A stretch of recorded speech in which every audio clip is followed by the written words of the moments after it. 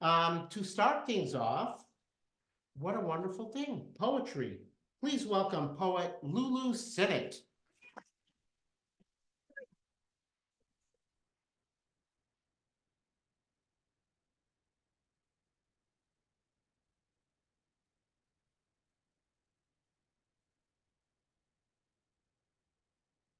Hi there. Oops. Hello. Did that time. Hi, everybody, and thanks so much for a great welcome. It's lovely to be here, and I'm delighted to be reading for all of you. Just 5 minutes, so I'm going to just start off by saying that I run a little event in Ireland called Poetry by Barrow, an open mic. So for me, this is kind of a treat to be able to read, and I will be hopefully beaming it back somehow to all the folks in Ireland as well. So I'm reading a couple of poems. So please, my poetry is narrative, so and it's also there are funny bits in it. So please feel free to laugh if you want to. Don't feel that it's poetry there for you. You have to be po-faced. So the first poem is what I wrote in a feminist group, and I'll couch this. I'll start by saying I love men. But this is called Some Men. So some men, or feminism for slow learners. Some men like you to be demure. Some men like you to moan. Some men like you to cook dinner. Some men prefer to hedge their bets, buy dinner for you. Some men like you to serve beer and yourself. Some men like you to be thrifty with their money. Some men never ask if you're in the mood. Some men don't even know what the moods are.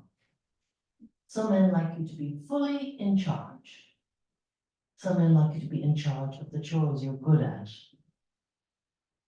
Some men have heard of the patriarchy. Some men are climate deniers. Some men see themselves under threat. Some men reckon we're all equal, men and girls. Sometimes I like to moan really loudly with the quiet types. Sometimes I'm silent with the rough trade. Sometimes I poison them with chilies, prunes, asafoetida, tripe. Sometimes I like to order almost nothing from the menu. Sometimes I like to talk about my period when serving myself or beer. Sometimes I put the housekeeping into my running away fund. Sometimes the mood enhancer is surprising. A line from a song, a thing you care about, sharing failure or deceit, watching the moon, shoring up tears, breathing in time. Some men see the writing on the wall, a much bigger picture, served in bite-sized chunks and swallow hard. Some men know, once they understand, then the party's over. It's time for heroic action in their own world.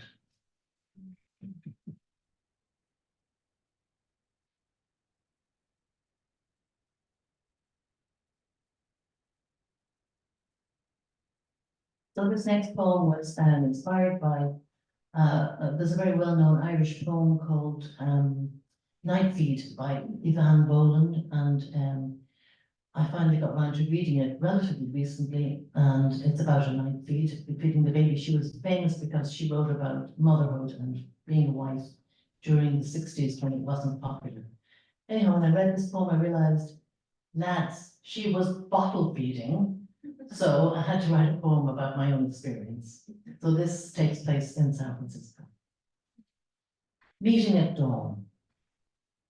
When feeding was established and Barry went back to work so that we weren't all three up at night cooing together, I'd wait for the 4 o'clock feed, bring the gurgling baba into the living room in the dark. I had a long sleeve t-shirt with a big hole cut for nursing. It was cold in San Francisco in the summer. The fog rolled in from the bay, the surrounding hills sweltering while our cubby wore a vest. She'd be busy hooking up in a football hold under my arm, her cold nose on my breast.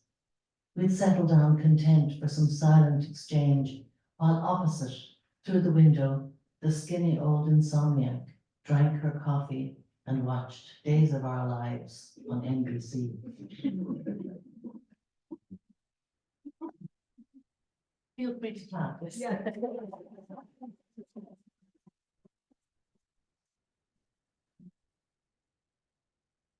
So this is for Jerry, actually, who really liked this poem. So it's a poem that I will go to an arts event, and at it we have a spoken word poet or person, and anyway the audience then throws out 5 words, and you have to make a poem in 10 minutes. So this is what I wrote. So I always couch this by saying that, in fact, I'm not the kind of girl who uses Tinder, but if I did, this might be my ad. Small ad. Comfortable widow with road frontage, manor house and chicken coop, in good health. Undercarriage in perfect working order, untouched since 2016, seeks like-minded others for social events. No spongers, no losers, nobody looking for a nursemaid, nobody who slathers their bald patch with Vaseline for magical growth. Preferred types, rainbow, good at Scrabble, adventuresome in the best possible way, for dancing at Berghain, snorkeling in the Red Sea, sunrises over Valparaiso, hiking Carrauntoohil in search of Drecht. And Drecht is magic in Irish.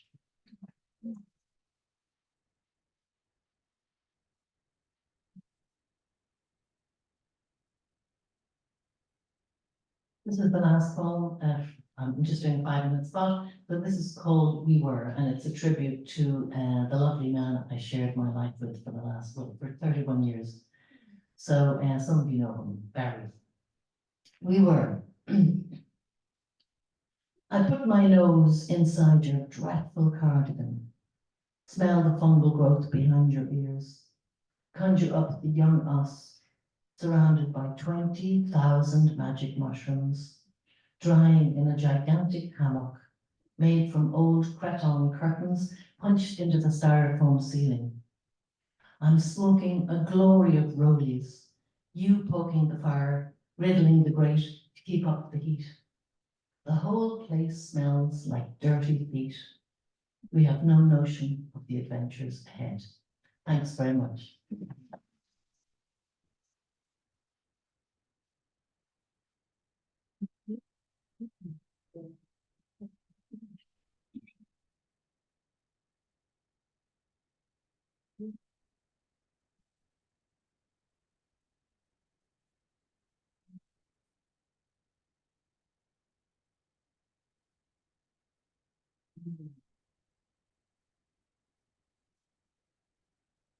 Well, I'm gonna be honest and say that, like, just if somebody says poetry to me, I go, well, that's cool, but I don't get excited about it. I'm gonna just be honest.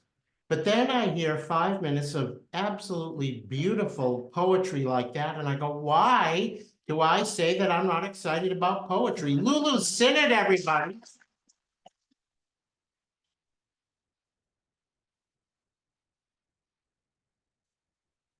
Oh, funny and touching, absolutely. Okay. Our next performer is Jerry Courtney in The Dangers of the Cleansing Ceremonies. When Jerry was born, his mother was convinced he had the devil inside of him and thought it was her duty to save him from hell. So she created. Oh, Jesus. Well, I don't think I've ever done that before. Okay. Yeah, okay, so anyway. Okay, 5, 4, 3, 2, 1. Wasn't Lulu Sinnott great? Like a round of applause for everybody. And like I said, our next performer is Janet Thornburg in Plum Ascending. Have you ever heard the voice of your mom or dad inside your head saying, you really should do your taxes before you continue binge watching the Great British Bake Off? For more on those inner voices, please welcome Janet Thornburg.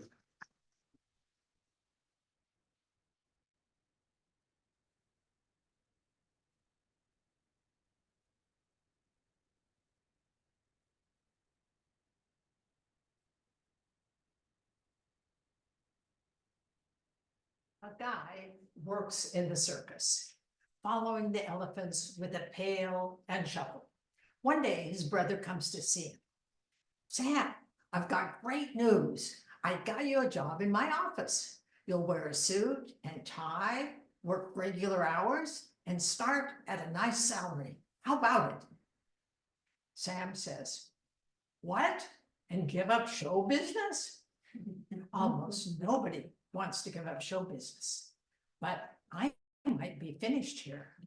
September 2023. I'm performing at Stageworks Theater at the final solo Sunday program. The show is sold out, and one of my heroes, Marga Gomez, is on the program too. I can't believe I'm on the same night she is. Before the show, backstage, I'm sitting at the makeup table next to Marga. I'm on first, so I'm shot through with adrenaline. I glance over at Marga. She's holding one of these. Are you going to put that on your nose? No, it's a makeup sponge. Oh God, of course it is. Why did I think she was going to put it on her nose? Well, she is a comedian and it does look sort of like a clown nose. I'm on in 5. I don't have time to worry about the ridiculous question I asked Marga. I take out my hearing aids. When they're in, my voice sounds loud inside my head and I let my volume drop. I'm on.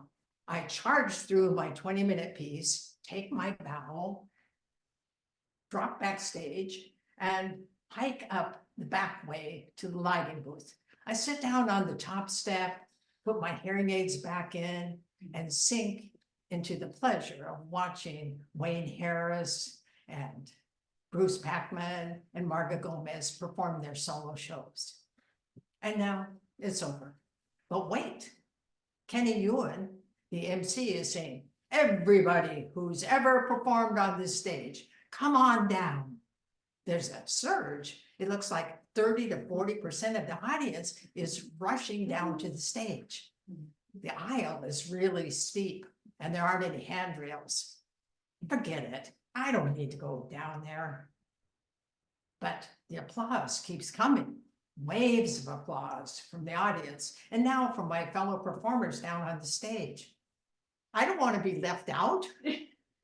I scramble down the aisle, bracing myself on seat backs. When I get to the stage, I see people I know from a while back and from way back. Ike, you see, Tracy, there are lots of hugs. But now the audience, the performers are dispersing, and I glance over at Marga. I remember what I said to her backstage. My knees are still shaking from my desperate trip down the aisle. A voice in my head says, I might be finished here. Who said that? What part of me? Well, I'm guessing it might be Hannah, the part of myself that tells me how to avoid embarrassment, danger, and possible annihilation. Do you have a part of yourself like Hannah, a voice inside your head that gets stern with you when you make a big mistake or waste a lot of money? Naming your sub-personalities can be empowering. Try it now. Name your Hannah. Shout it out. Anybody able to name a Hannah? It will help you in your heart.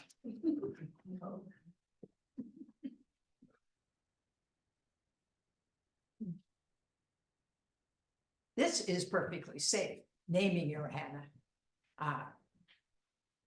Some personalities are different from multiple personalities, where the split off selves may not know one another. Some personalities know one another very well. Hannah is telling all the other selves that we have to quit the theater before we become pathetic.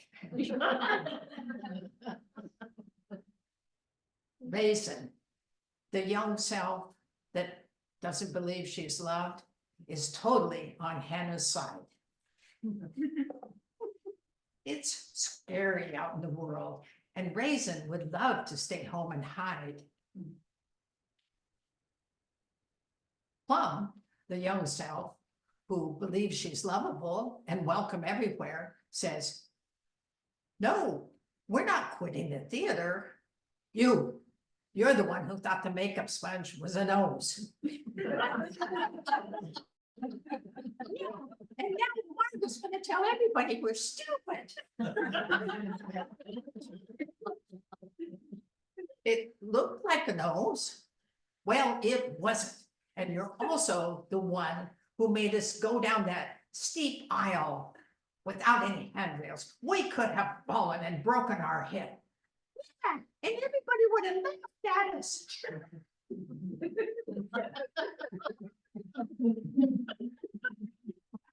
Help, Mauve. We used to call her Mauve until we found out, oops, that's what we used to call her Mauve until we found out that she's French, so Mauve. Mauve is one part imagination, one part intuition, and one part compulsion. She likes to make things. In fact, she has to make things. Mauve. Hannah says we have to quit the theater because I asked Marga Gomez if she was going to put her makeup sponge on her nose. That might make a good story. See? So bugger off, Hannah.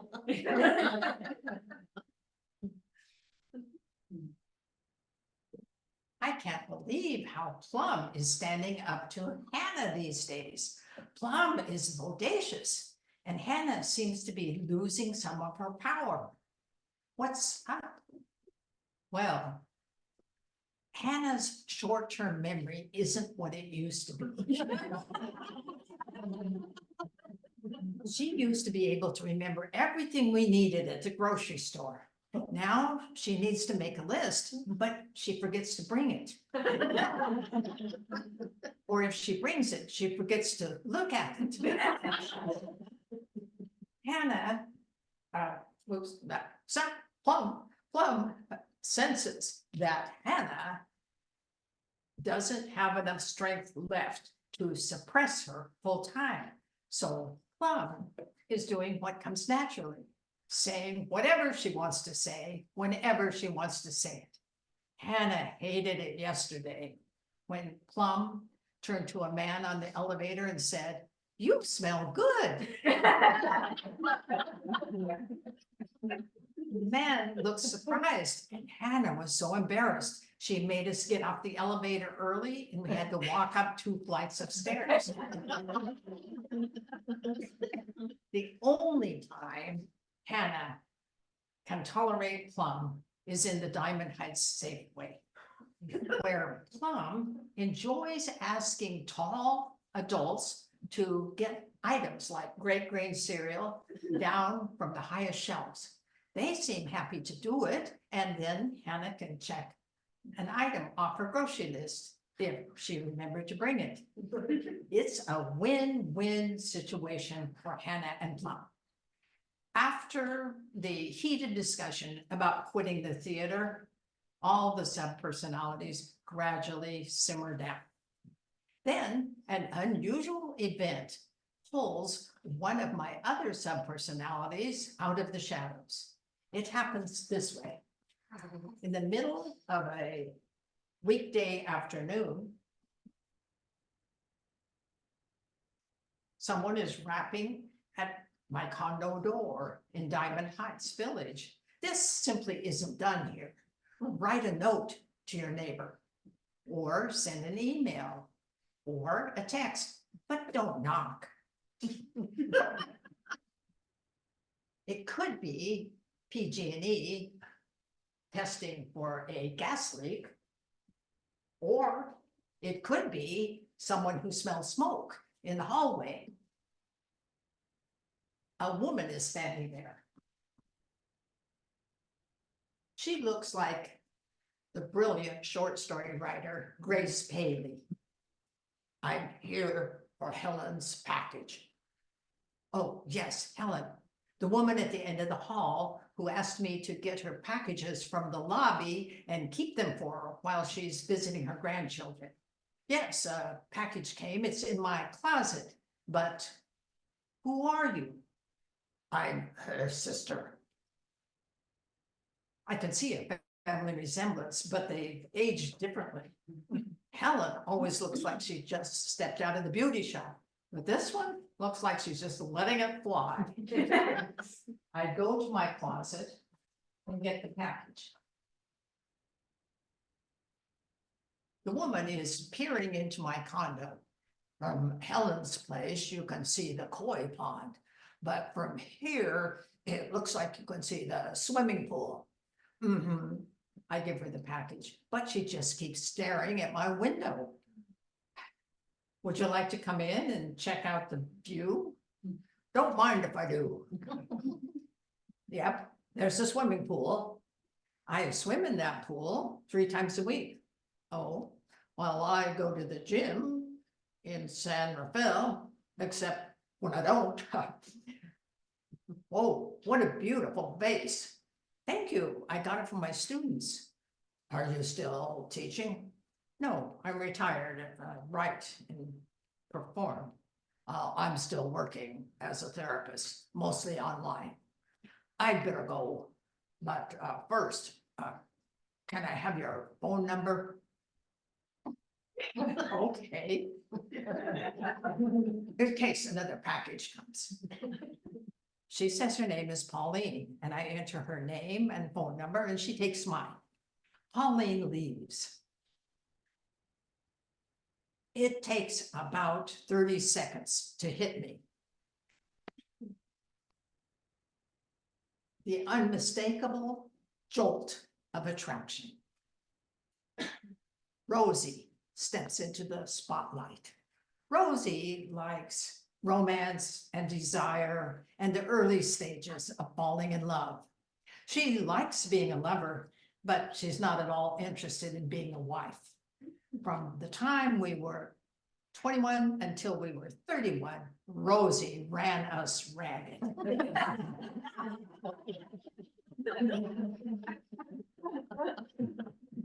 In my mind's eye, Rosie looks like this, like we looked at 30 with the perm. But now I guess Rosie looks like this with a lot of crepe. But Pauline probably has crepe too.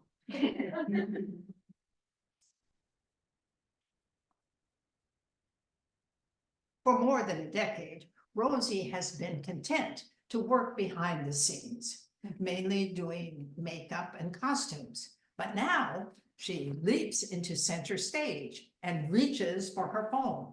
Hannah grabs her wrist. Mauve, help! Hannah won't let me call my new friend, Pauline. She appeared out of nowhere, and she looks just like Grace Paley. That might make a good story. Hannah, give her the phone.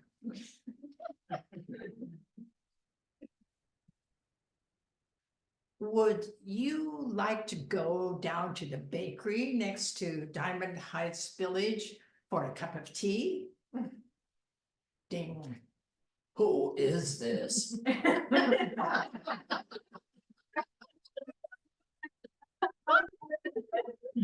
Man, down the hall in 308. Ding. Oh, I'm just leaving for San Rafael. Maybe we can get together the next time I'm in the city. Great. Let me know when you're back in town. Hannah is on high alert.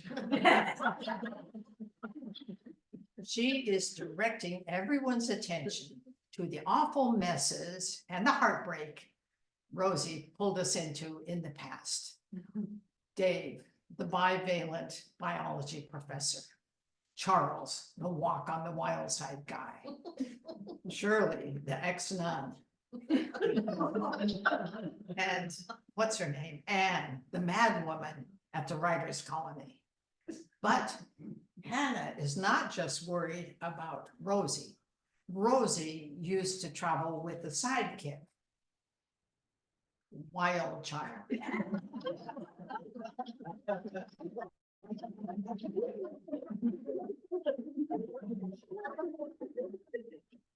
Wild child is a teenage rule breaker. She is fond of quoting Camus. I rebel, therefore we exist. For Rosie's shenanigans, Wild Child supplied the substances that allowed us to throw caution to the winds. We're talking alcohol, weed, and everything else that came our way during the 70s. Wild Child and Rosie had adventures far beyond the bounds of common sense because Wild Child medicated Hannah.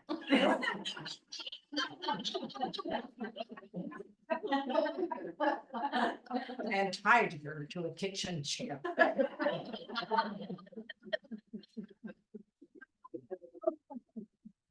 That was 45 years ago. And we're all fine with Wild Child remaining in retirement. No, not even Rosie wants Wild Child to take charge again.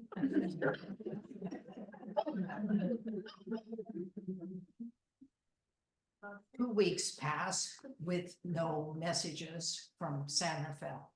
Rosie decides that Pauline might be a hike, a heterosexual dyke, and the attraction dies away, which is good because we're just getting ready to leave for our annual Halloween pilgrimage to a writer's colony in Eureka Springs, Arkansas. Plum loves Halloween in Eureka Springs. The writers there dress up and party down. Last year, we went on a ghost tour at the Crescent Hotel right up the hill from us.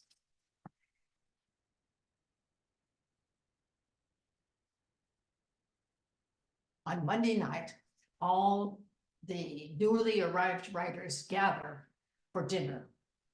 Besides myself and my friend Tracy, a fiction writer from St. Louis, there are a couple of poets from New York City, 2 fiction writers from Arkansas, and another fiction writer from Pennsylvania. Over incredible butternut ginger soup, we go around the table and introduce ourselves. By the time we finish with our soup, we're down to Myra from Pennsylvania. Myra's self-introduction lasts all the way through the entree. She tells us that she had a successful career in New York City in advertising, but now she lives on a farm in Pennsylvania and writes poetry, writes fiction. She reports that she has 1 book published and another in the works. She tells us a lot about each book. And then she says she recently got an MFA in creative writing from the University of Virginia. She tells us everything about the famous writers who were her mentors there. When she finally stops to take a sip of herbal tea, Plum says, "That hotel up the road is haunted." Myra says, "So you're a Stephen King fan?" Actually, Stephen King did write a rather good book about writing, but the ultimate writing book came out a couple of years ago. I'm sure all of you have read it, A Swim in a Pond in the Rain. by George Saunders. He explains craft concepts by analyzing the great Russian writers like Turgenev and Gogol, that people in my program just couldn't stop talking about it. Plum and Rosie would like Myra to stop talking about it. Stop her, Hannah. I can't. I don't have enough energy to dredge up literary jargon. When we get back to our room, Hannah says, we're probably finished here too. No, I like it here, except for Myra.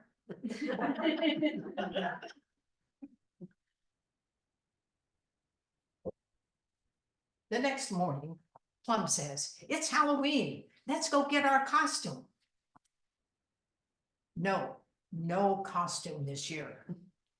Mauve.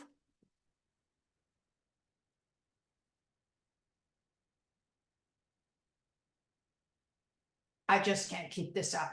It's too much for me. It is too much, but it doesn't mean we're finished. You just need to turn some of the work over to the rest of us. Ha, a recipe for disaster. Plum flirting, Rosie flirting. You'd still be around, just with a different job description. Instead of trying to keep everyone safe everywhere all the time, which is impossible, you could just take care of scheduling and transportation and props. And just who is going to take care of everything else? All of us. And we'll get you an online therapist so you can share the works.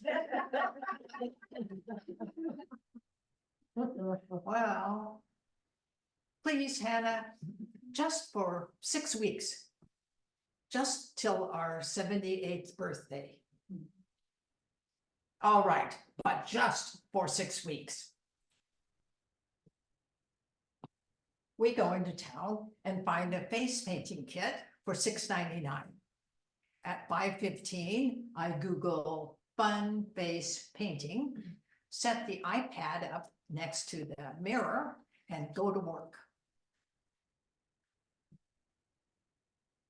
When I get to dinner at 6 o'clock, I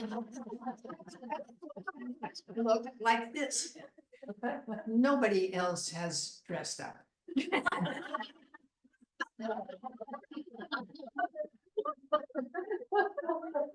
They look at me, but they don't say anything. They just keep eating their soup as if there weren't a dog at the table.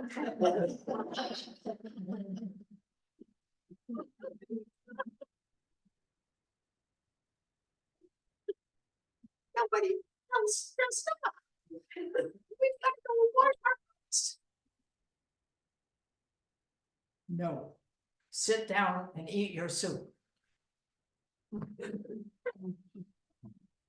It is Halloween, and we are the only ones here who are appropriately attired.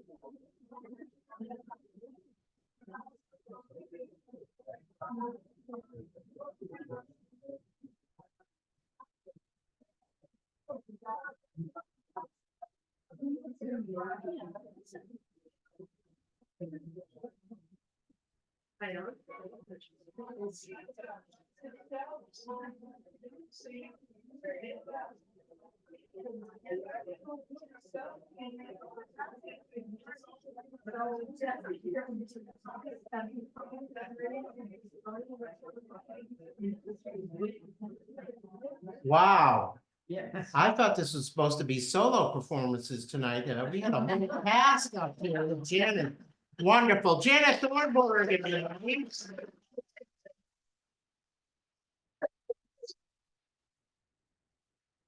And while she was performing, I secretly hypnotized you all, so nothing happened in terms of the order of the performance. You've never heard anything like that. So our next performer is Jerry Courtney. Yes, in The Dangers of the Cleansing Ceremonies. When Jerry was born, his mother was convinced he had the devil inside of him and thought it was her duty to save him from hell. So she created a scheme to make that happen. This story is dedicated to all the children and young people who overcame abuse, those who are still experiencing it, and the ones who have died from it. Jerry Courtney, everybody.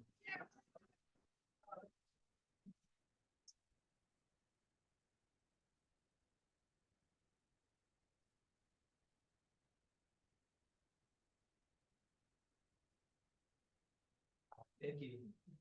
My mother believed in two things fervently. One, that I had the devil inside of me as big as her house, which is her words, not mine. The second thing is she was the only person who could save me from hell. Now, I need to give you some background information because this sounds absurd, just starting with that. So the background information really starts with a story that she used to tell me most of my childhood.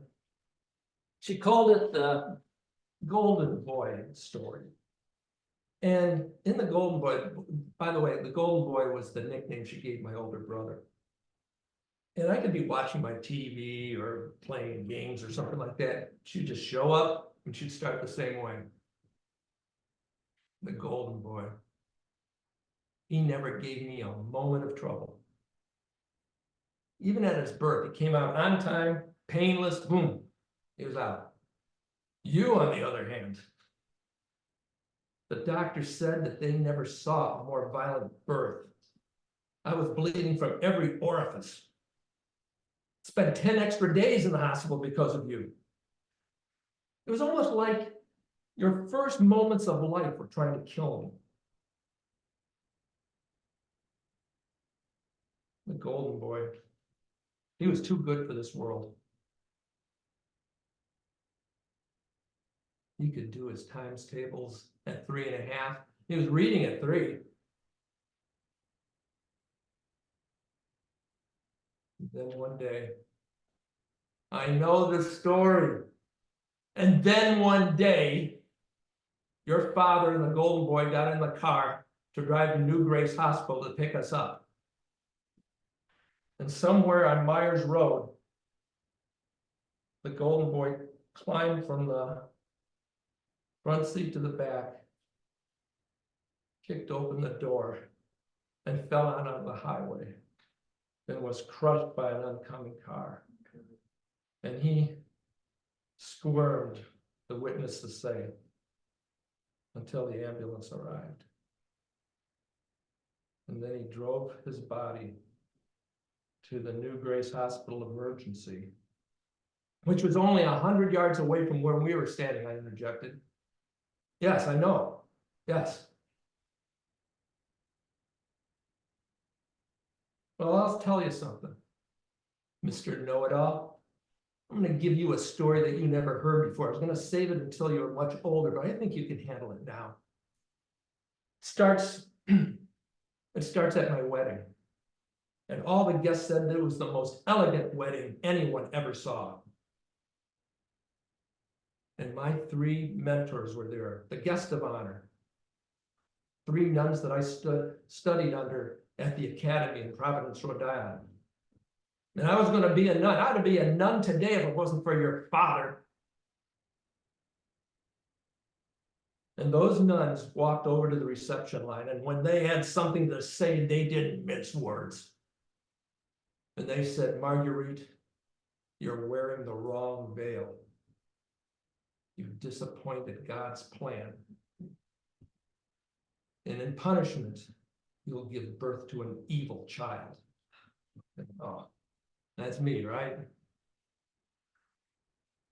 You think I killed the golden boy? Did I say anything about killing or the golden boy? I spent 12 years of my life trying to save you from hell. I'm the one who came up with the cleansing ceremonies. Cleansing ceremonies. The cleansing ceremonies was something my mother invented because she wanted to make sure that I didn't go to hell. And there were 3 parts to it. The first part was the water ceremony. And I think she started this when I was maybe about 3 or 4. I knew at 4 years old I could remember details, but she probably started earlier. And this is how it went. I'd walk to the bathroom, I'd take off all my clothes, and there was a pile of towels in the center of the bathroom. I'd then lay on the towel so my butt was kind of sticking up like this. It was a tiny bathroom. My head was very close to the toilet bowl. I could smell the aroma of my father's urine from the night before, because when he was drunk, he didn't have any accuracy at all. She then would fill a hot water bottle with warm holy water, and then it would drip down towards the plug. She would then take some petroleum jelly and grease that. There were 2 sounds during this process that really, really twisted my intestines like that, as somebody was wringing out a dishcloth. Most of the time it didn't hurt, but sometimes it really hurt. And the 2 sounds that set that off were the clicks of her high heel on the tiles and the way she put on those rubber gloves before she put the plug inside me. Once the water was going inside me, most of the time it didn't hurt, but sometimes there's so much water, I felt like my tiny intestines were going to explode. And what made it tough is that I had to hold that water, because everybody knows that if you hold that holy water, it's going to knock the devil right outside you. When I held it long enough, my mother would allow me to go to the toilet and let it out. If I did all the process very well, she would give me a hot bubble bath as a reward. She'd take this big sponge and put the water down my back. And she'd say in a sweet voice, "Jerry, together we can knock that devil out." Well, by the time I hit about 7 years old, it didn't work. So she had to go to the phase 2, which was the fire ceremony.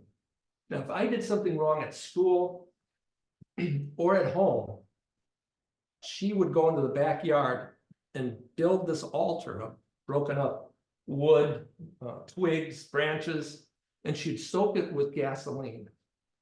Every time she'd come back in, she'd grab my hand and start to walk me to our tiny backyard. I could smell that gasoline, and that meant one of my possessions was going to be burned. Could be a t-shirt, could be toys, coloring book, something like that, something that I liked. But one time when I was about 11 years old, she chose something that was dear to me. She chose my baseball cards. And they weren't just my heroes, they were my friends. And she'd walk me out, and I go, no, not my baseball cards, please don't do it, don't do it. Just kneel down. I had to always kneel next to that altar, but not quite next to it, because she was very precise where I knelt.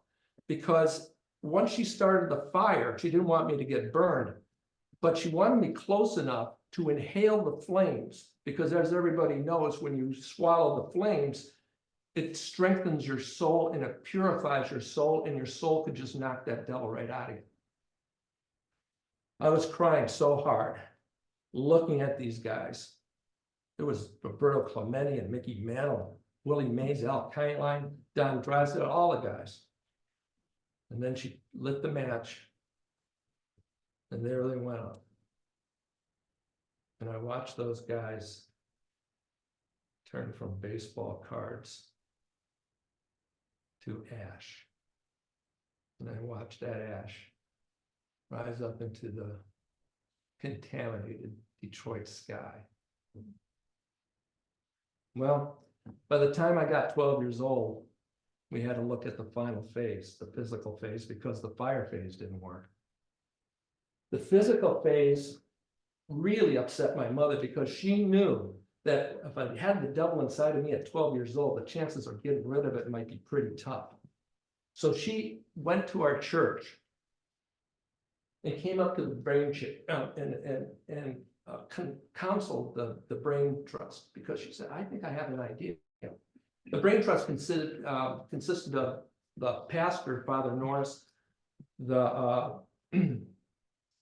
head of the principal, Sister Mary Rose, and then the head of teaching, Mr. Lemon. And she said, I think we need to get an exorcist and not mess around, get a professional. After some discussion, we said, no, the exorcist is too expensive, we can't afford it, but we think we have something here that will work. And what will work is this: we need to coordinate our punishments from home to school to the convent. And doing this, we will knock that devil out. I think this is the Father Norris saying this. The coordination has to happen this way. We all have to amp up the punishments. We have to make the punishments in an area that is scary. And we also have to increase the frequency, because by the time it's done, we think we will be able to break Gerald of his bad behavior. Well, they did it. I was getting beaten harder at home in the basement than I was in the convent, but they both hurt. But then one day, November 22nd, Friday, 1963, date that changed me forever, because they made the punishments public. The day started this way. Leroy, my best friend, and I were out on the playground. We saw this kid, maybe he was in 3rd grade. He was mentally challenged, but he was wearing this weird flat hat. And we thought, bet you that flat hat could really be frisbeed really well. So we went over, took the kid's hat, frisbeed it. This kid's running back and forth. He's crying. He's beside himself. Please give me my hat back. Sort of like, please don't burn my baseball cards. But they went back and forth, and finally Ledman came out, grabbed us both, and walked us back to his classroom. By that time, the first period bell rang. Kids were sitting in the chairs. We were standing like in the middle of the classroom. And Sister Mary Rose came in. And we go, oh, this is new. And she said, didn't address us, she addressed the kids. She says, people, these 2 young men did something really bad to one of God's children. And we're going to do a community punishment. Now, and then I go, community punishment. Now, I would like all of you to give me a chance to explain what you need to do. I know some of you will find this distasteful. Then I heard a bunch of tables being moved over here, and here's Ledman. He's bringing the table up like this. He has 2 of them, one for Leroy and one for me. Then he brings out a rope and like a piece of material. And then he starts taking all these dictionaries and piling them on top of the tables and tells us to lay on top of the dictionaries. So I did. Now I'm on top and my butt sticking out, sort of like how my mother had it during the water phase of the cleansing ceremonies. The mask goes on, and so he ties it behind me. Now I can't see anything. Then he ties our hands underneath the table. And I was thinking, oh man, this is scary. But as Sister Mary Rose said to everybody, 1 whack per perpetrator. And they came up. But some of the hits were not bad at all. They were like little pats on the butt. Others stung, and some felt like the whip I got up in the convent. But then I'm counting down. I'm saying, man, there's only like maybe 5 or 6 more kids to go. This ain't bad. And the next thing, there was a punch that went right into my anus. Oh, and Leroy was doing the same thing. Then there was another one that seemed to go right past the anus and up into my rectum. You know, and I'm saying to myself, don't cry, don't cry, don't cry. Leroy was already crying. The third one, Leroy's going, like a run over dog or something. I never heard him say that, do that before. I'm taking another one. Now the fourth one comes in, please, no more, no more, please, no more. Get the fifth one. The sixth one was so bad that it knocked the wind out of me. I heard a bunch of dictionaries fall off of Leroy's table. I don't exactly know what happened there. And then Ledman comes out and takes off my rope and takes off the material so I can see again. I'm trying to get the strength to get off this table. I finally push up. And as I'm trying to push up, Ledman over by his desk says, "That's good, Courtney. You asked for mercy. That's progress." And I started to move my legs because I couldn't do anything else but move like this. I look over at Leroy. He's being cradled by Sister Mary Rose. And I walk over to him.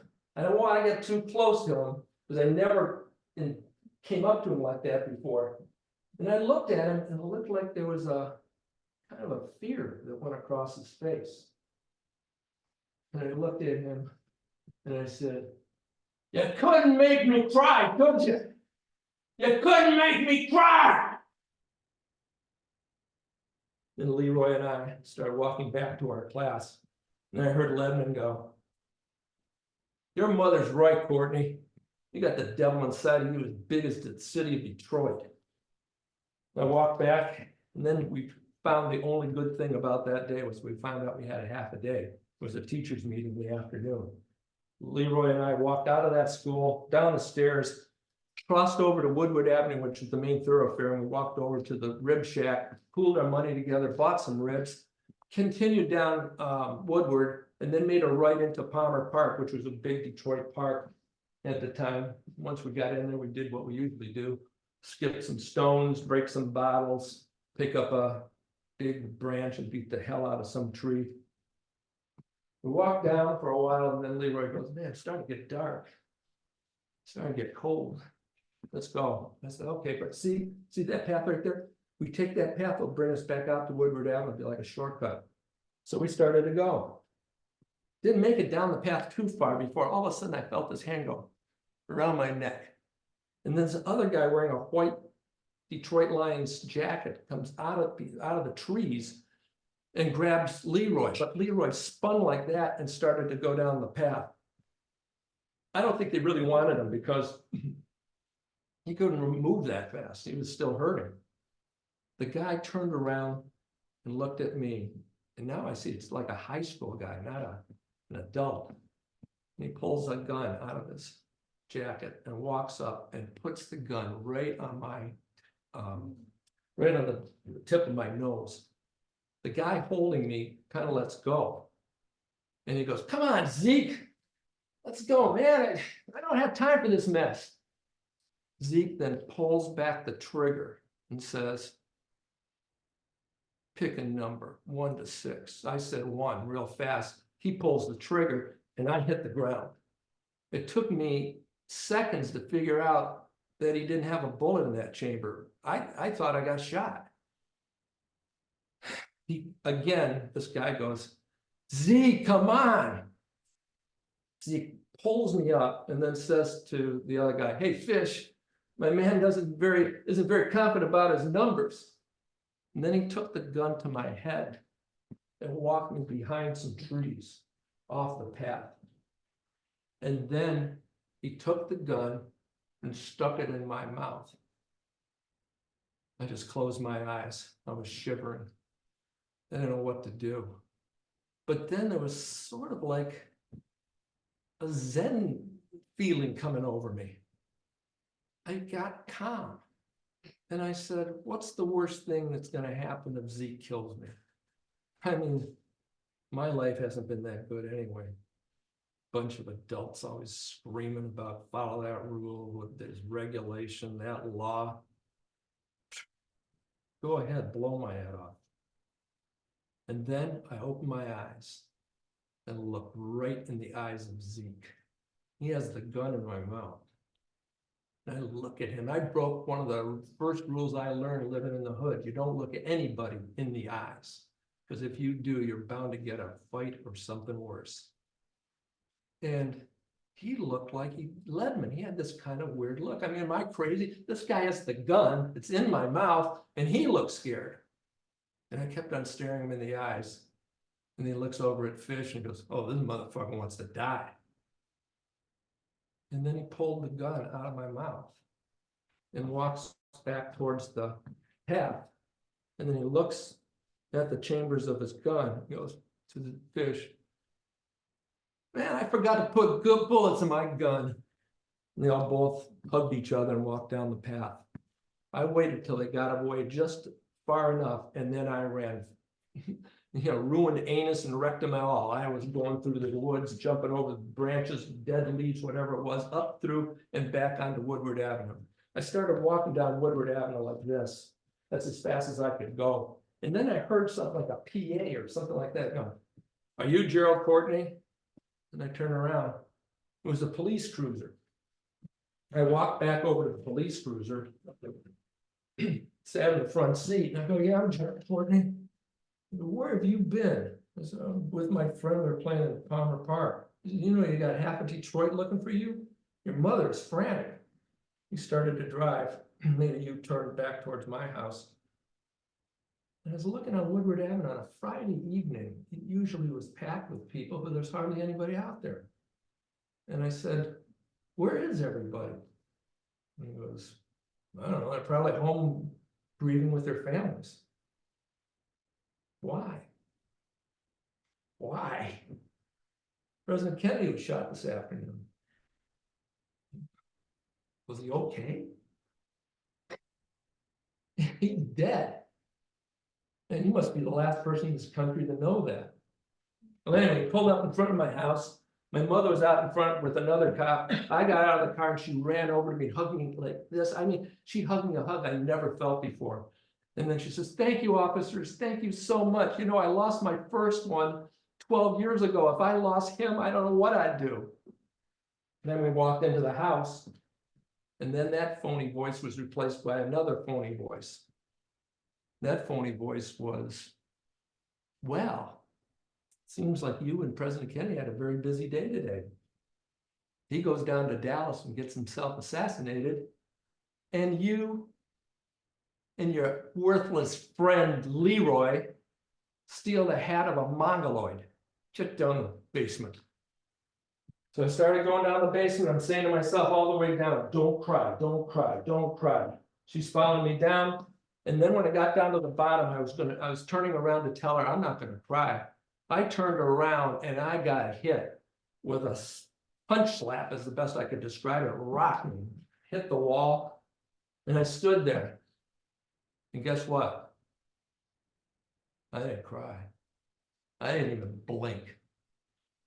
That rocked her. She had the same expression that Zeke had and that Ledman had. And then she recovered. And then she said, you'd like to kill me, wouldn't you? Well, you just remember this. Your father is my husband first, and if you lay a finger on me, he'll cripple you.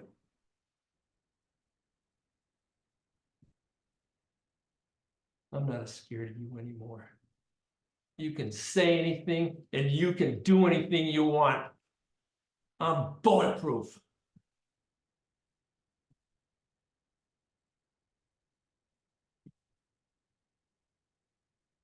Oh, I knew you were rotten to the core as soon as I set eyes on you at New Grace Hospital on Myers Road.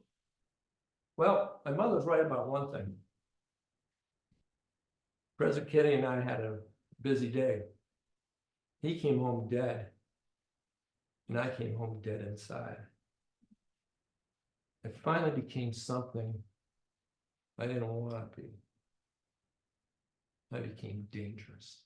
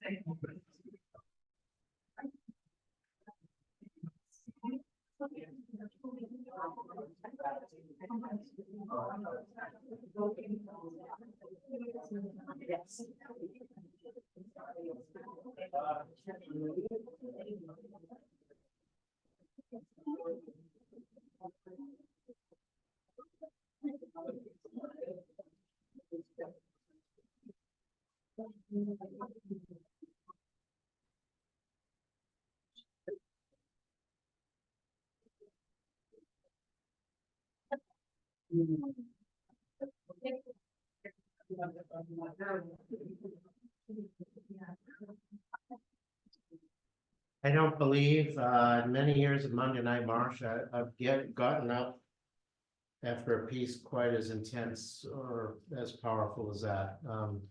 Jerry Courtney, everybody.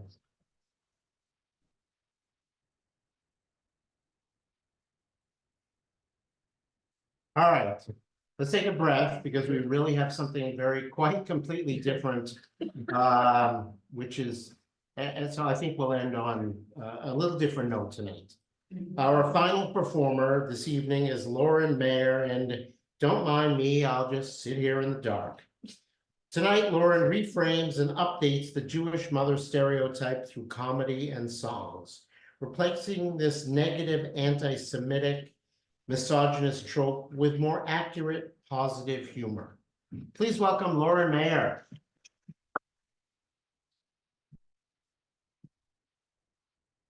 Thank you. This is for the songs. Imagine you're a casting director and you need a quick, easy way to describe a character who's neurotic, who's always urging everybody to eat more, who's never satisfied with her children's accomplishments, appearance, or love life, and is in fact responsible for all their problems. You'd call her a Jewish mother, right? I mean, we've all heard the jokes, like the 3 Jewish mothers competing to see whose child loves them the most. My son comes for a visit once a month. My daughter Sarah comes for Shabbos every week and brings flowers. That's nothing. My Sheldon sees an analyst 3 times a week, and the whole hour, all he talks about is me. Or the little boy who comes home from school to tell his mother he just got cast in the school play. Jacob, that's wonderful. What part did you get? I'm playing the Jewish father. You march right back and tell that teacher you want a speaking role. Which is the one and only Jewish father joke I've ever heard.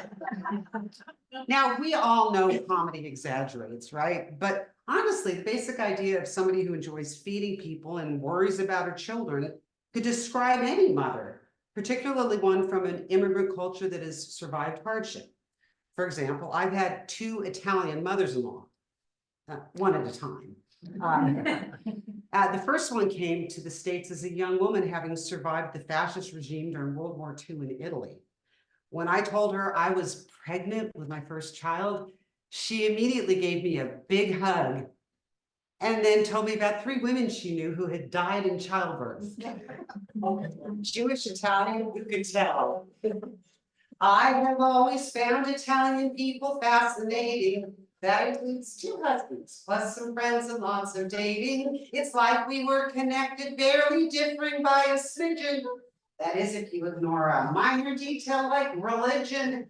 Something in our culture seems to be oddly connected that might go deeper than we had expected.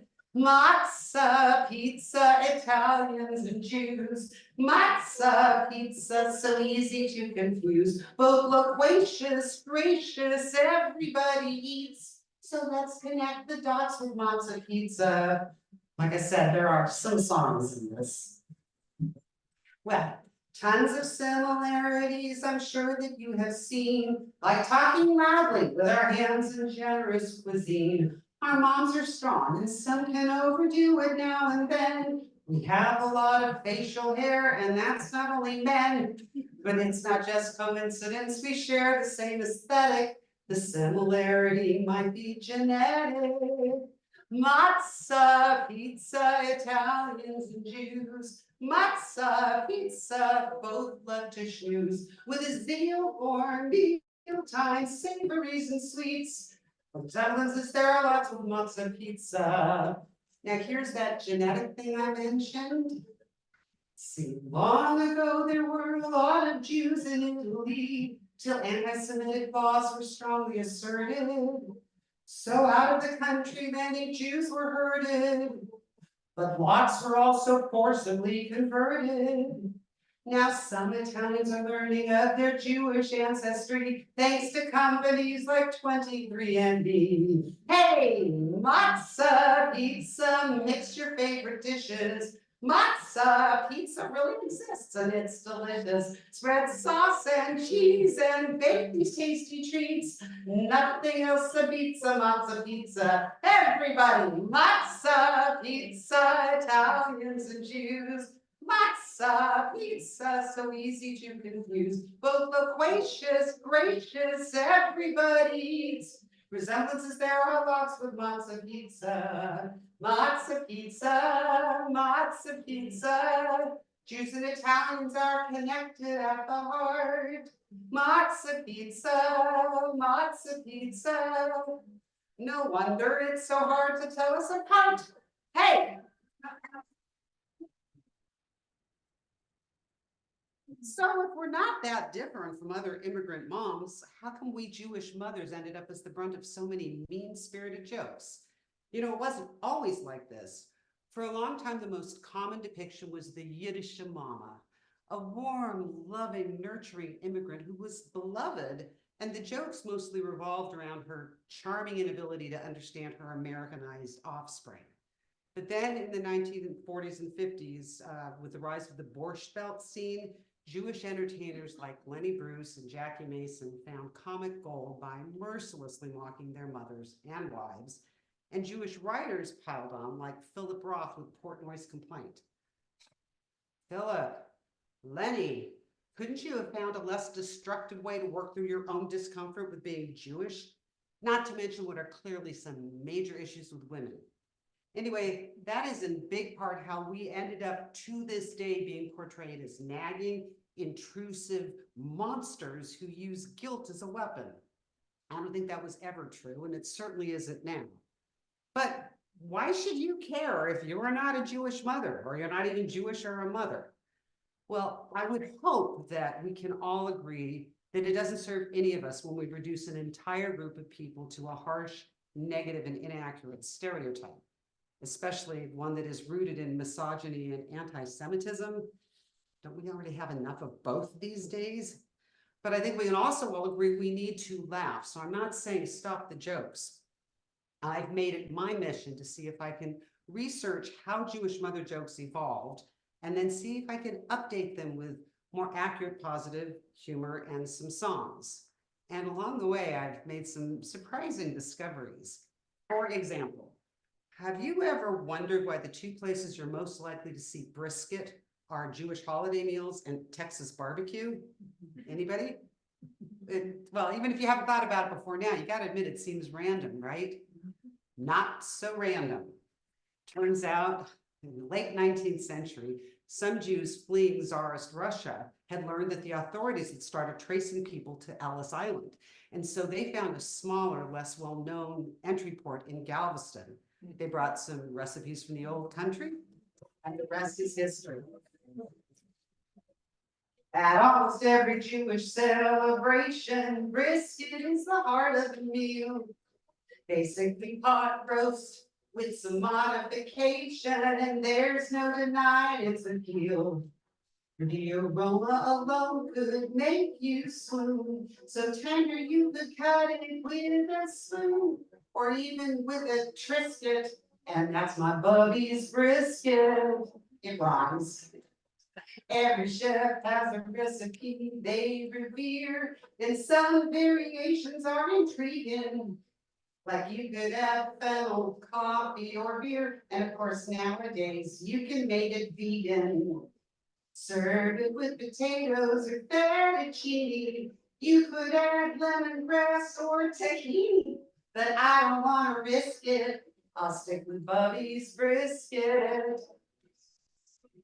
Now it's a cheap cut of meat Jewish peasants would eat, and somehow managed to make it taste great. As they felt more discriminated, some immigrated and settled in the Longhorn State, where they made brisket and introduced their neighbors to it, who said, "This is delicious, let's barbecue it."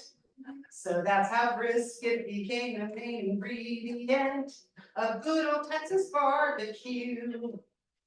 And at your next barbecue tournament, you should really thank a Texan Jew. Now Texans don't braise it, they use a rub, and their side dishes all come from southern grub. Like instead of challah, they serve a biscuit, but it's also based on Bubby's brisket. Instrumental time.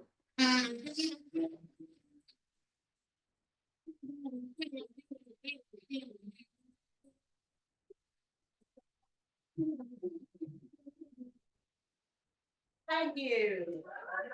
So go ahead and make the dish we're all loving in a slow cooker, smoker, or just an oven. As the collagens melt and render, the meat becomes moist and tender. You could stir the sauce or whisk it, and that's my Bubby's brisket. My favorite dish is Bubby's brisket. Bubby's brisket.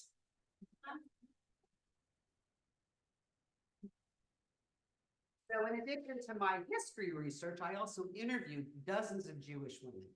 And the one aspect of the stereotype they did agree was accurate was the eagerness to feed people, but not to make them feel guilty, as a way of connecting, comforting, and consoling. One woman I spoke to moved from the Bay Area to the Midwest. And when she heard one of her neighbors had a family member in the hospital, she brought over a big pot of chicken soup. The neighbor was a little confused. "Nina, this is lovely, but why?" "Oh, well, we're Jewish. When people are going through challenges, we bring food." "Huh, we're Lutheran. We usually just pray." "Well, maybe bringing food is a form of prayer, just a little more practical." In fact, my childhood friend Debbie became so well known around town for her comforting chicken casseroles that whenever she was seen bringing a covered dish to someone's house, the neighbors immediately called to see who died. But the women I spoke to all disagreed with the rest of the stereotype, particularly the part about being intrusive and neurotic. However, one woman I spoke to thought that maybe the neurotic thing came as an exaggeration of a tendency that we do, many of us share, which is feeling more open with our feelings, more comfortable expressing emotions. At least my sons would tell you that's accurate in my case.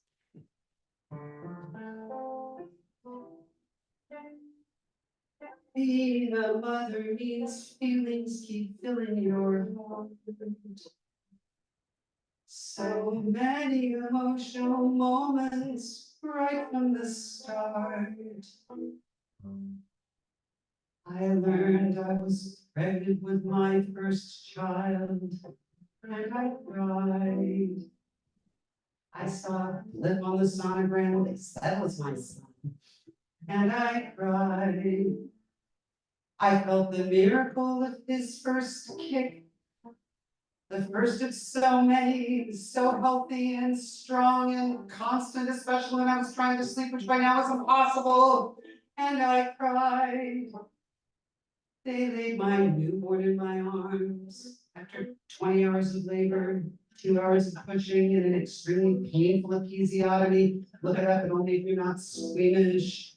And I cried. I found I was going to have a second child, and I cried. I watched my two young sons playing so sweetly together when we were pummeling each other, and I cried. All those ordinary weekday dinners where we bonded as a family, except one of them hated what we were having, and the other one whined, why can't we watch TV on a school night? And I cried.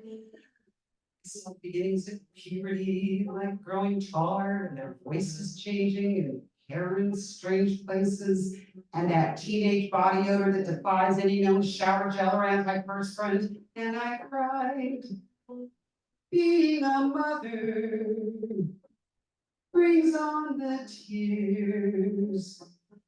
Tears of joy and sadness and hope and gladness and fears. They discovered their unique talents and gifts, and I cried. I saw David leading the opening tap dance from his high school's production of 42nd Street, the most cheerful musical of all, and I cried.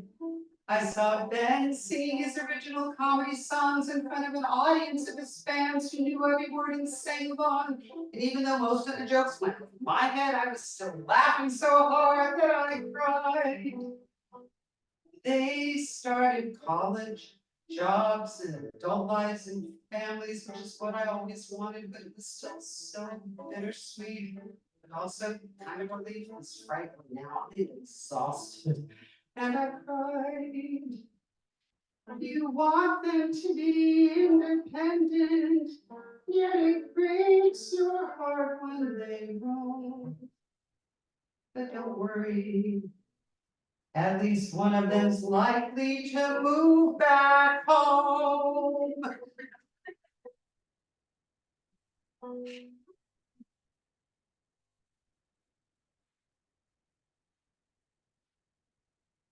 You know, in almost every other way, comedy has really evolved from the old Rat Pack days of ethnic slurs, appearance shaming, take my wife please jokes. But Jewish mothers are still stuck in the Borscht Belt, and I think it's high time we got an update. I mean, I don't mind being joked about. I do a lot of the joking myself, but it would be nice if those jokes were based in reality on actual Jewish mothers, like my college roommate Tamar, who really struggled when her formerly open, talkative child became a sullen, uncommunicative teenager, and she tried everything to get through. Hi, hon, how was your day? Anything happen interesting at school? You want to tell me something? Anything about your day? Mom, lay off. Zach, I'm begging you, don't cut me out completely. Fine. Every day I'll let you ask 3 questions. Oh, sweet, that's wonderful. But why only 3? That's one. So yeah, it might take a little bit more work to move past old cliches that are dated, inaccurate, hurtful, and I think lazy. But it's worth it and important in today's climate. And then we can use this more uplifting, accurate humor as a way of helping us all understand each other. So I'm going to close this excerpt, a larger show, with a little cultural education. Sometimes it can be difficult to be a Jew. Our holidays confuse folks. Heck, they confuse me too. But now I've heard 9 words that explain each holiday nice and neat. They tried to kill us. We survived. Let's eat.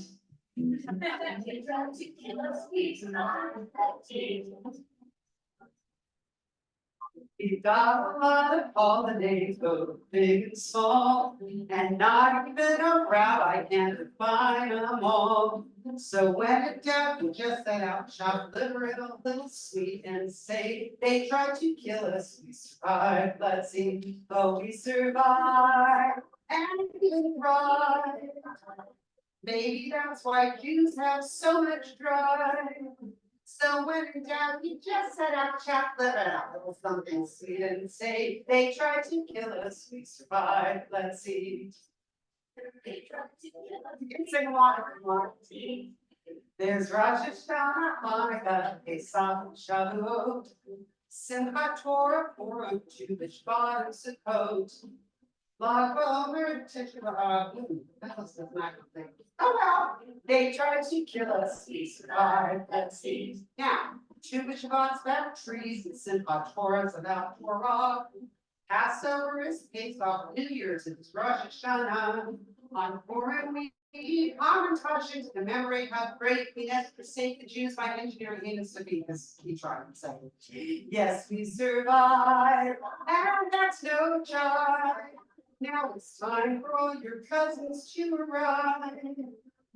On each occasion, simply say to every boy and me, happy, they tried to kill us, we survived, let's see. Oh, we survived, we're still alive. Come give your cousin more high five.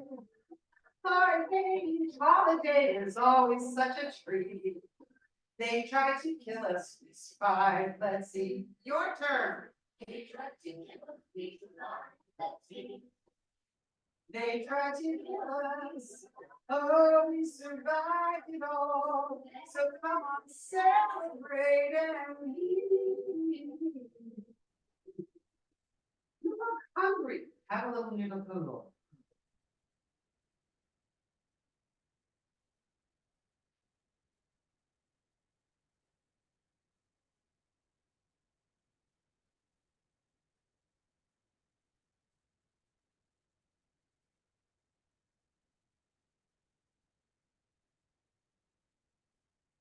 Wow, it's been quite enough, but it's not over. I'm gonna take another bow.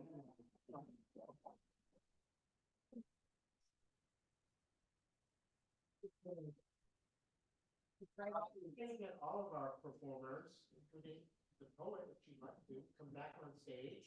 And we're gonna do a little Q and A. For anybody that's able to stay for 15 minutes, and we'll get chairs, stools, oh, there, Chairman, I was looking for you.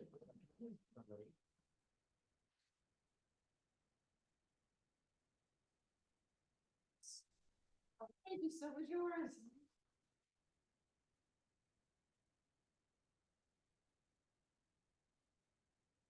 Oh, these performers are so self-sufficient. You're getting their own water and or stool. Well, I already have the stool out, so I can't take credit. All right.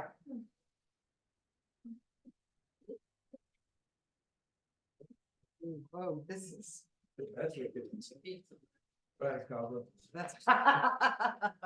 So I know that sometimes it takes a minute or two or three for people to come up with questions they want to ask. Quite a variety this evening. Who's the first one that would like to ask one of our performers anything about their performances? You know, how they came up with the idea, what their writing process is, or rehearsal. Anything is pretty much fair game. Anybody want to be the first one? There we go. Are your songs original? Yes, Yeah, I mean, I had the impression that were. yes. I mean, that's my day job as a songwriter. Uh-huh. You can, I do other stuff too. I do weekly political comedy songs on YouTube. It's Psycho Supermom. And I try to write about current events. If you're a fan of Fox News, you probably won't like my stuff. But that doesn't tend to be an issue with Bay Area, or at least San Francisco audiences, so, Yep, no. yeah.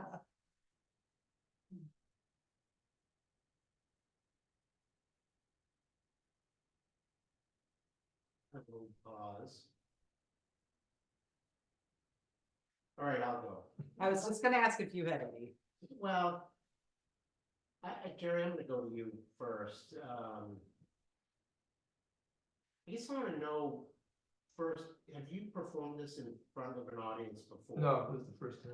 Wow. So this is I mean, I've seen many, many powerful personal stories, wonderful. Something about this one that was just a little hard to sort of, there's nowhere to duck, nowhere to Right. hide. How did it feel for you up there to be performing it in front of an audience? I've said it, but this is the third time I've ever performed it, anything, when I'm up here, it's done in about 3 seconds. But I felt exhausted after that. This is part 2 of a 5-part story. I would never lay this on an audience and as a single performance, so that it doesn't connect to anything. So there's a 5-part series to it, and there's light at the end of the tunnel. I guess one more question I ask, well, okay, maybe you're saving that for a performance. No, please. Well, I'm just sort of curious, as you've got older and had more agency, did you stay connected to your mom? We were apart for maybe 40 years, 50 years, something like that. And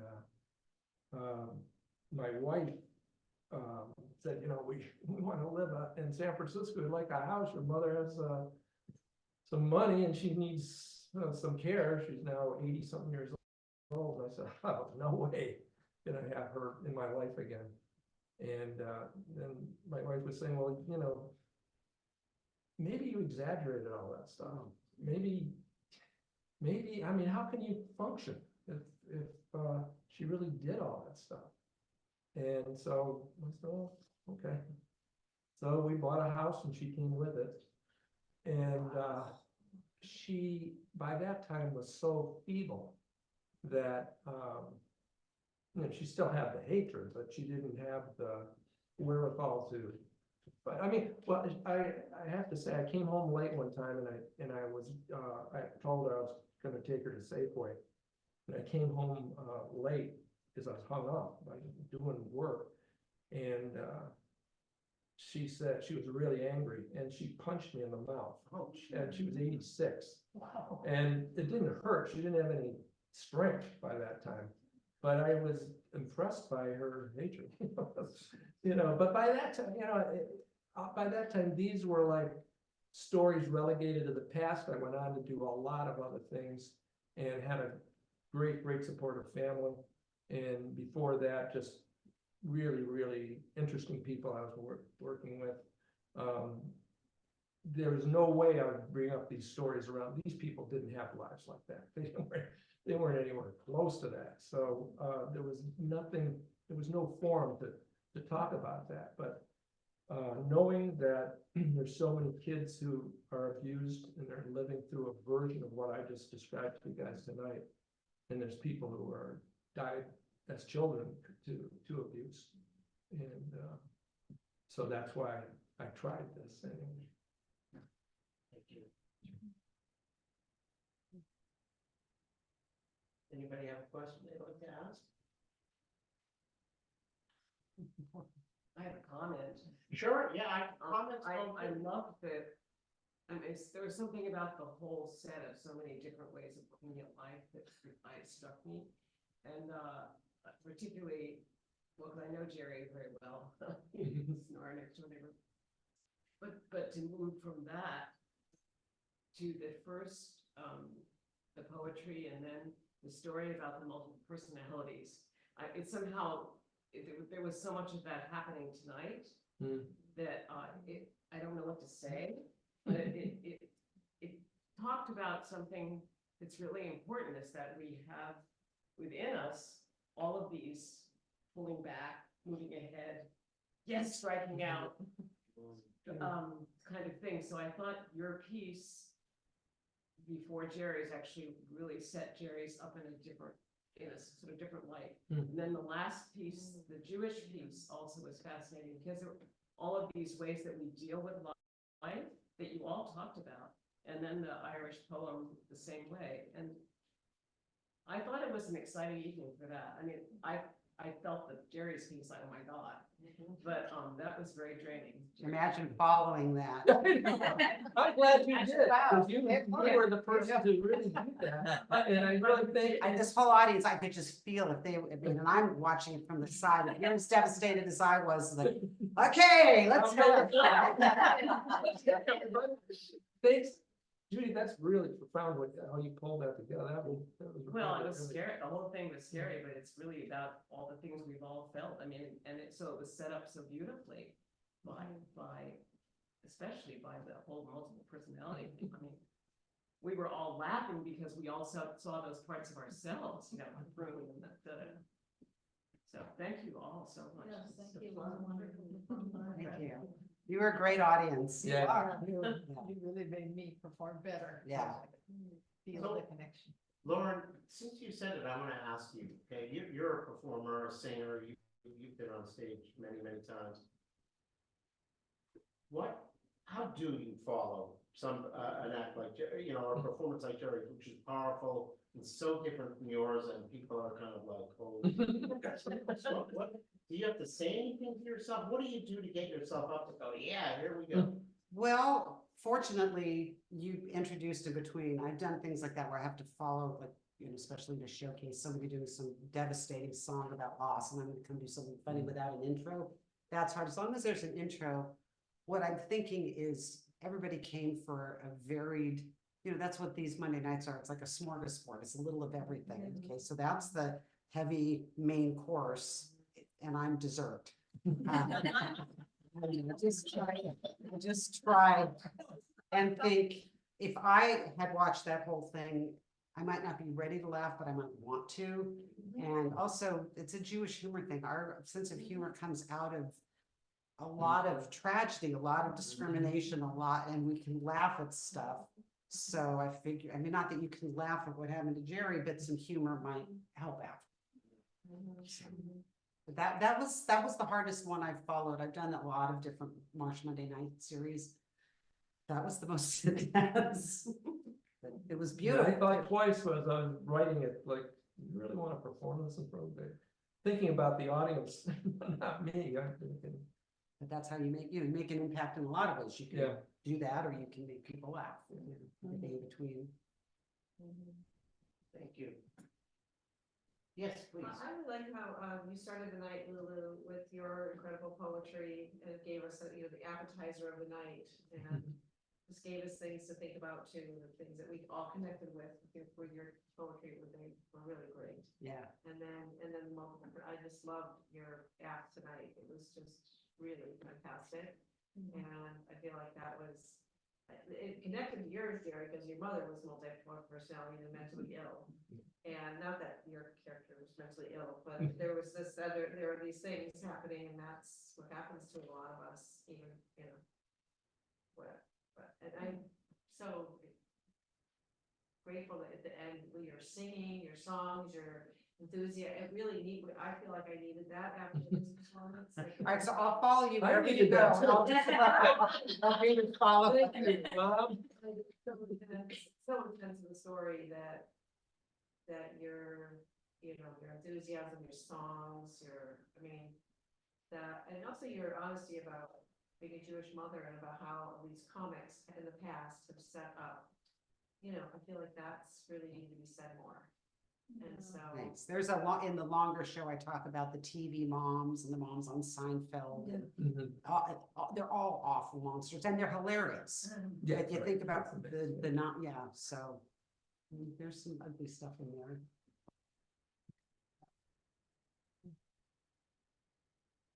James, I have a question for you. I mean, I don't have names for my voices. I just call it the committee or. And it seems to keep growing now, so we're hoping with age it would sort of go away. So when did you start naming these voices? Oh, that's a very good question, very interesting. Back in the 80s, one of my friends, Jenny, heard about this, sub-personalities, and she was very fanciful, and so was I, and she said, we've got to name our sub-personalities, and let's find pictures of them. So we did, we found photos of ourselves that looked more like the naggy one or the seductive one or the, Fun. bossy one. It was very fun. I lost them, but I had them for years. So we did all that. And then just when I started writing this show, one of the guys in my workshop said, you know, that thing you're doing, it's a thing. When I said, what is the thing? He said, it's a very popular form of trauma therapy now. It's called internal family systems. So I went on, wow, it is. And it's some time, a theory behind using it in that kind of therapy is that we exile some of our personalities, our sub-personalities, they may not be named, but a part of ourselves we don't like. We pretend it's not there, but they cause trouble from that. We're a wild child, hey. So they, in this kind of trauma therapy, they try to get you to welcome all the selves in. But I've already been doing it. I've done a lot. Way ahead of things. Save yourself a lot of time. Yeah. Well, I'm gonna ask a question to Lulu, and I hope if you heard what I said, you took it in the spirit which is intended, which is to say that, I mean, a lot of people feel like poetry is approachable. Not everybody, a lot of people. I'm an English tutor and, you know, twice, or a few times a semester, I work on poetry units with students.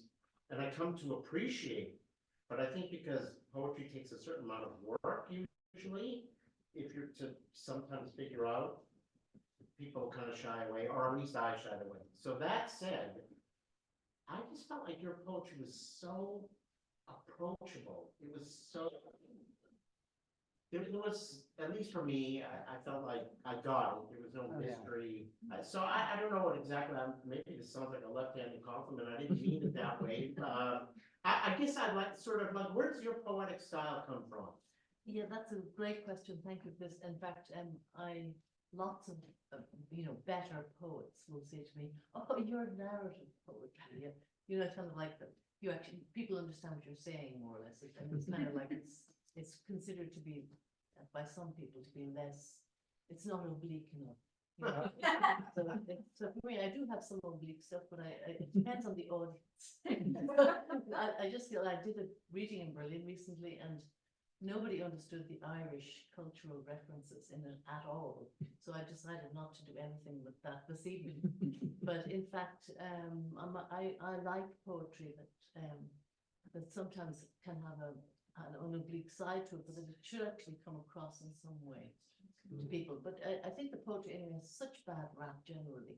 You know, we get it kind of forced on us by school a lot of the time, or certainly I did. And not what I would have chosen. Well, Roger McGough is my pin-up. I was introduced to him as a teenager, and I just think he writes about very comedic and writes about real life. But I mean, obviously, I can't stop myself writing. It's kind of it's an addiction. So it pours out, and then I have to sort out what's okay and what's not. Thank you very much. If they taught your poetry in schools, people would not be biased against Yeah, poetry. yeah, right. It's fun and it's relatable, you know. Thank you. Yes, I don't think approachable means that it's, well, what do I know? But I mean, I'll just say, to me, that is, It's fun. that was beautiful. It was as wonderful as anything that would take you 3 hours to work your way through 2 lines. Thank you. Well, I want to just say, anybody here who's around, I'm here on the 18th again for 5 minutes. Oh, yeah. Any last questions? Okay, I will just sort of quickly go down the row of performers. And is there any way that if we want to find out more about what you're doing, how can we find anything? Online, social media, anything like that? Lauren, we'll start with you. LaurenMayer.com, Lauren like Lauren Bacall, Mayer like Metro Goldwyn. I have to change that for younger audiences. And then my YouTube channel is Psycho Supermom, and I post my songs every week. And then there's a page on my website about the Jewish Mother Project. And I have a 22-year-old assistant who's getting me set up on Instagram, and that'll be on there eventually. Well, I've given up on Facebook, but there's so many people that out of my past have been trying to get a hold of me. So I guess Jerry Courtney, Facebook, I've been checking it once every 3 years, so I may have to do it more often. And G Courtney, what was that? G Courtney 500 @gmail.com. Courtney500 @gmail.com. Yeah. Thank you. I Janet.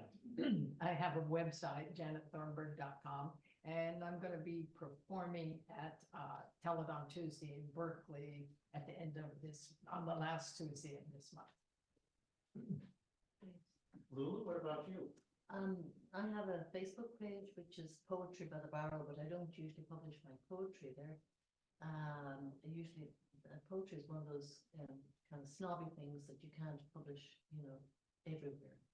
Or they won't publish in other locations, but I'm writing a blog about my travels in America. At the moment. I'm spending 3 months here and in the East Coast as well. So that's lulucinnet.wordpress.com, if anybody's interested. And the blogs run backwards because I began the blog in 2013 when I lived in Berlin for a year. And then continued for 6 weeks when I was traveling around Europe. So it's just kind of a continuum of my thoughts, if anybody feels like reading that. I will just add one thing, that the part 3, I was talking with Alexa, and there might be a cancellation sometime in April. So if there is, I'll be doing part 3. It's called Going Out in a Blase of Glory. And that will be in April, which is kind of the transition to a happier script. So tonight was part 2. 2. Yep. So you're working on and going to. Yeah, I've written part 3, but I haven't been able to like put it together to Yeah. present. Good. Yeah. All right, well, we look forward to seeing it, and we look forward to seeing all of you again, at least on the 18th, if not other times as well. Thank you again. Thank you.